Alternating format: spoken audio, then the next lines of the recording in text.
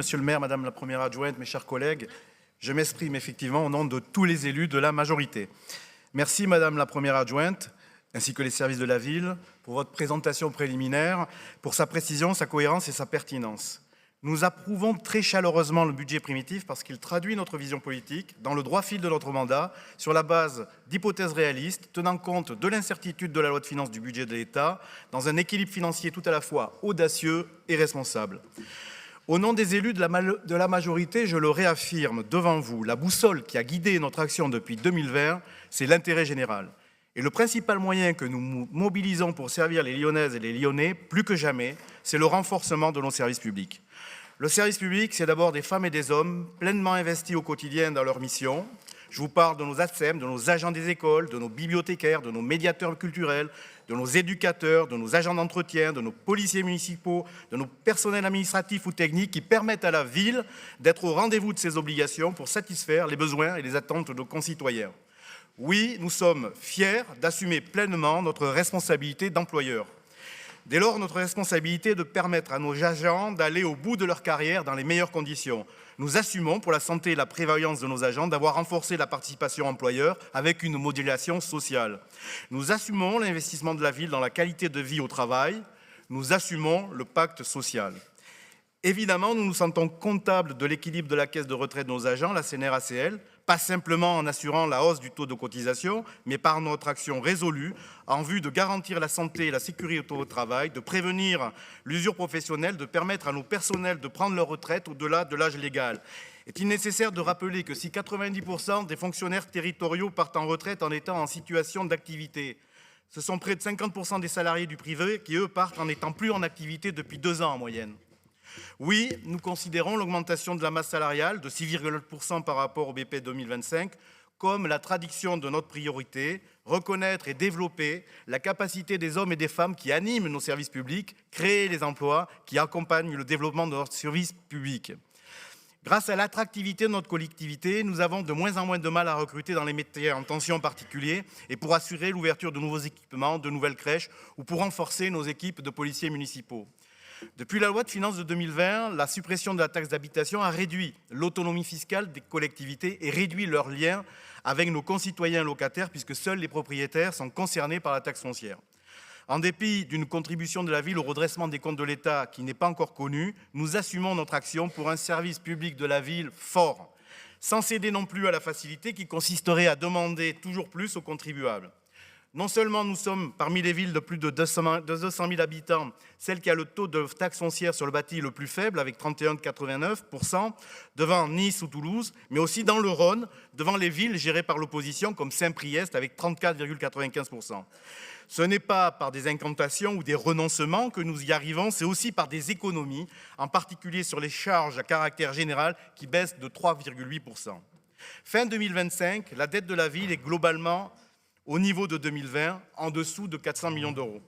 Au final, cette bonne gestion génère une épargne brute qui, associée au recours à un emprunt maîtrisé, nous donne une capacité à poursuivre notre PPI.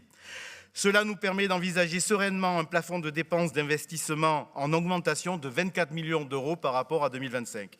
En cela, nous respectons notre plan de mandat avec une réalisation de notre PPI ambitieuse et parfaitement pilotée. Ces investissements sont clairement orientés vers nos priorités. D'abord l'école et la rénovation du patrimoine scolaire, parce que la République commence dans les classes. Nous y aurons investi plus de 350 millions d'euros. Les espaces publics, parce que l'adaptation climatique, les mobilités, la sécurité et la qualité de vie se jouent dans les rues et sur nos places. L'enfance, la jeunesse, les solidarités, parce qu'une ville tient par sa cohésion. Le sport, parce qu'il est un levier de santé, d'émancipation et de vivre ensemble. Notre gestion est saine et ambitieuse, au point que l'agence de notation financière des BRS Morningstar, dans son évolution de septembre 2025, nous a crédité de la note maximale pour une collectivité locale. Je souhaite évoquer un point qui va de soi pour nous, mais qui mérite d'être souligné, tant il faudrait que s'en inspire l'opposition quand elle gère des collectivités. Nous n'avons renoncé à rien. Nous atteignons le pourcentage de 25% de logements sociaux quand vous, à droite, vous préférez plutôt l'amende. Au point que 11 villes du Rhône, dont Caluire, ont été privées de leurs compétences urbanisme par les services de l'État. Et en plus, vous voulez renoncer à l'encadrement des loyers. À la région, ce sont des coupes de subventions qui fragilisent l'université Lyon 2 et ses milliers d'étudiants en réalité. Ce sont des coupes de subventions qui menacent la création culturelle au point même que la justice sanctionne la région et la condamne à reverser 149 000 € au TNG. En dépit de l'incertitude budgétaire et des contraintes que nous impose l'État, nous avons été attentifs à poursuivre notre soutien à la culture et à l'éducation populaire. Et que dire quand l'État se défausse de ses missions? Je le dis clairement, nous suppléons à la défaillance de l'État en matière d'hébergement d'urgence, de mise à l'abri, d'accompagnement des plus fragiles. Nous le faisons avec le CCAS, avec les associations, avec les équipes de terrain et souvent bien au-delà de ce que le cadre strict des compétences communales prévoit. C'est une question de dignité humaine. Et quand on a en face des oppositions qui se contentent d'expliquer que ce n'est pas de la compétence de la ville, on mesure surtout l'écart. Pendant qu'elle commente l'impuissance, nous organisons la réponse. Un budget de la ville, ça ne se gère pas comme celui d'une entreprise. Je le rappelle parce que certains oublient ou feignent de l'oublier quand ils voudraient importer dans le débat municipal des réflexes de manager de plateau, réduire, couper, externaliser comme si c'était une fin en soi. J'ai beaucoup de respect pour les entrepreneurs lorsqu'ils prennent des risques, créent de l'activité, de l'emploi, innovent, dès lors qu'ils respectent les règles sociales, environnementales et fiscales en particulier. D'ailleurs, ils se sentent bien dans notre ville puisque la création d'entreprises ne cesse de croître, près de 15 000 en 2024 contre 12 000 en 2018. L'entreprise vise la rentabilité quand une ville vise l'intérêt général. Une entreprise peut décider d'abandonner une activité pas assez rentable. Une ville n'a pas le droit d'abandonner un quartier, un service, une famille, un enfant. Une entreprise choisit ses clients. Une ville accueille tout le monde, sans condition, même quand ça coûte cher et même quand c'est difficile. Une bonne gestion publique, ce n'est pas de faire moins, c'est faire juste et mieux. Mes chers collègues, ce budget 2026 est donc un budget politique. Il assume une vision, celle d'une ville qui n'abandonne pas ses services publics, qui respecte ses agents et valorise leur travail, qui investit pour l'école, l'enfance, la cohésion, le sport, l'espace public, et qui le fait grâce à une gestion rigoureuse et maîtrisée.